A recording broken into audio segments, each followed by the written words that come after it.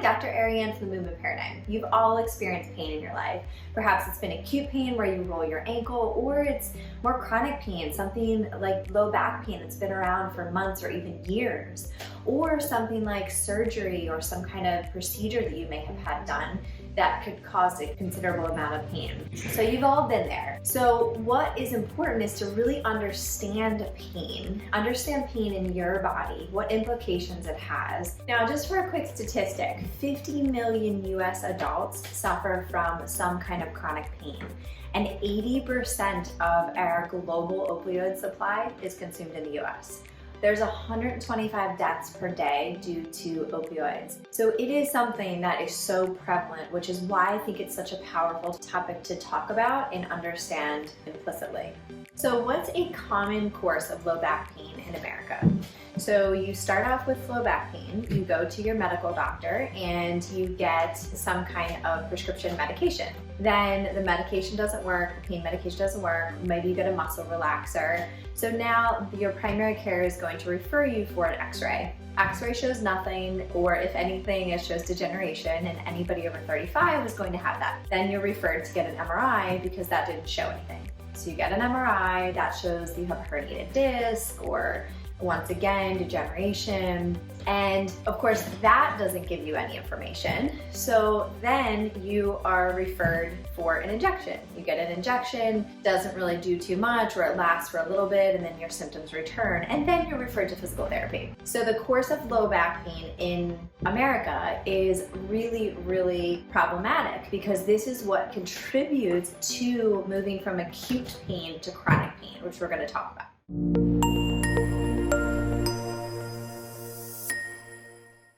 So what is the definition of pain? So it is an unpleasant sensory and emotional experience associated with tissue damage or potential tissue damage. So essentially, pain is an alarm system. So what it's telling us is where the pain is, the amount of pain, the nature of the pain, and it's signaling to us, is this a danger? So now let's talk about acute pain versus chronic pain. Let's take the example of acute pain where you put your fingers on a hot stove. So what's happening is we have nociceptors, which are receptors in the skin that are sensory receptors that will signal through the spinal cord to the different areas of the brain to create some kind of motor response or reaction. So with somatic pain, the idea of if we put our hand on the hot stove, we are signaling to the brain to pull back. Now we could also have visceral pain, which can be an acute pain episode as well. And this could be the organs or the lining of the organs. All of this can create some kind of ongoing acute pain. And if you've ever had a surgery or something like that. And then of course, referred pain. So if someone was having a heart attack, they could feel referred pain in their left shoulder. So all of these can be different forms of acute pain. So now chronic pain is much different. So chronic pain is really defined as 3 to 6 months or longer that you've had this pain. Now what this indicates is that at that point there is no tissue damage. However, your brain is sensitized and signaling that there is still quite a bit of danger that is happening. So you could even have a heightened sense of pain because your brain is still perceiving that this pain is happening, despite, let's say, for example, the ligament that is now healed or the strain in your hamstring that is now healed. So the key take home with this is pain is not directly correlated to the amount of tissue damage. For example, someone that has chronic pain for years, that would indicate that there is no tissue damage at that point, but it could be very, very heightened. And then we could have someone that's had an acute pain, which could be an acute tissue injury, that could have a very low level of pain. Now that you know a little bit more about acute versus chronic pain, recognizing that it is not necessarily related to tissue damage, it's important to know what you can do about it. And recognize that it is not simply a matter of taking that Advil or Tylenol, because we actually have our own natural painkillers. Endorphins and enkephalins, as well as serotonin, are actually some of the best natural painkillers, better than NSAIDs. And I've mentioned this before, But it is important to recognize that as it relates to pain, it is not simply a sensory experience. It is always an emotional experience as well. So it has been shown that if you are in a positive mental state, then this can really impact your ability to manage pain. So what can you do about your pain? The first thing is don't panic.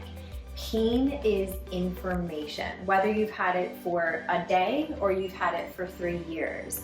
It is information that your nervous system is either on high alert or you have some kind of potential tissue damage. Either way, you want to explore it with a gentle curiosity. You want to really understand your alarm system that is your nervous system that is giving you this powerful information to be able to do something about it. Recognizing that no matter how long you've had pain, you can continue to make improvements and be able to be in a pain-free state.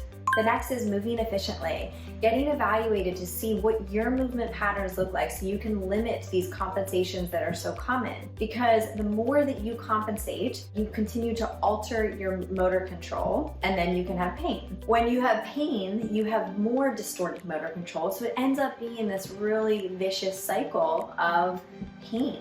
Stress management is one of the key things that you want to think about as it relates to pain. Incorporating things like mindfulness and yoga and meditation into your life to really make sure that you are in a positive emotional state to be able to manage the pain. Because once again, if you have pain and it's already heightened and then you add stress on top of that, your pain tolerance will decrease, so your pain is actually higher. Lastly, recognizing yet again that your pain does not equal tissue damage. With all of the pain science research, one of the most important things is exercise. However, it is graded exercise, so it has to be done at a very, very slow pace and returning to a comfortable state over time.